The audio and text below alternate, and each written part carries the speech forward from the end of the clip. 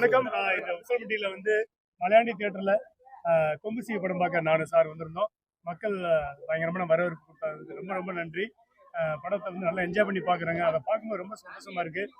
காமெடியாக இருக்கட்டும், சென்டிமெண்ட்டாக இருக்கட்டும், ஆக்ஷனாக இருக்கட்டும், எல்லாமே மக்கள் அதை விரும்பி கைதட்டி பார்க்கும்போது அதை பார்க்குற குறிப்பெல்லாம் எங்களுக்கு கிடைச்சது. ரொம்ப ரொம்ப சந்தோஷம். நானும் சார் என்னோட உசலம்பட்டி மண்ணுக்கு சார் வந்தது எனக்கு ரொம்ப பெருமை. உங்களை வரவேற்கிறேன் சார். எங்க ஊருக்கு வந்திருக்கீங்க. ஆமா சார், அது ரொம்ப எங்களுக்கு பெருமையா இருக்கு சார். இருந்தாலும் சொந்த ஊருக்கு வர ஒரு சாதாரண விஷயம். ரொம்ப ரொம்ப நன்றி சார். அதே மாதிரி பிரஸ் மக்களை இங்க என்னோட மண்ணில் நான் பார்க்கறது ரொம்ப சந்தோஷம். தொடர்ந்து பிரஸ்காரங்க எங்களுக்கு மீடியா அண்ட் பிரஸ் ஆதரவு தரணும். படம் தொடர்ந்து நல்லா தேட்டரில் போயிட்டு இருக்கு. உங்களோட ஆதரவுல தொடர்ந்து எங்களுக்கு சப்போர்ட் பண்ணுங்க. குடும்பமா பார்க்குறாங்க இந்த படத்தை. அதை மக்களுக்கு சேருங்க அப்படின்னு ரொம்ப தாழ்மையோட கேட்டுக்கிறேன். Please support again please. Thank you.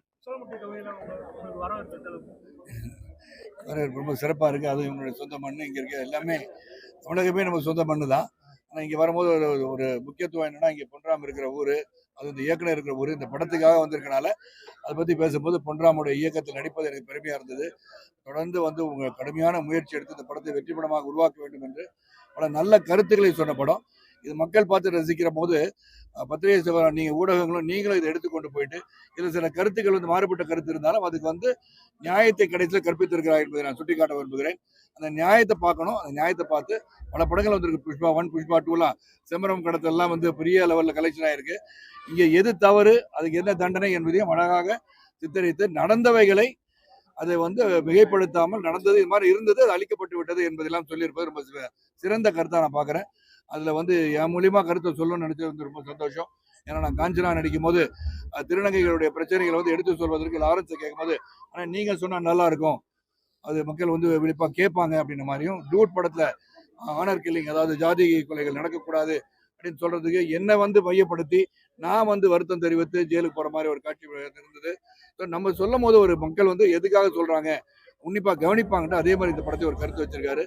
என் மூலியமாகவும் அதை சொல்லி, சண்முகபாண்டிய மூலியம் அதை சொல்லி, தவறு செய்யக்கூடாது, அந்த தவறு மக்களிடம் சென்று அடையக்கூடாது என்பதை தீவிரம் செய்யப்பட்டதுக்கும் எதற்காக செய்யப்பட்டது என்பதை சுட்டிக்காட்டி சரித்திரத்தின் நிகழ்வுகளை சிலவற்றை எடுத்து கதையாக சொல்லியிருக்காரு. ரொம்ப ரொம்ப பெருமை.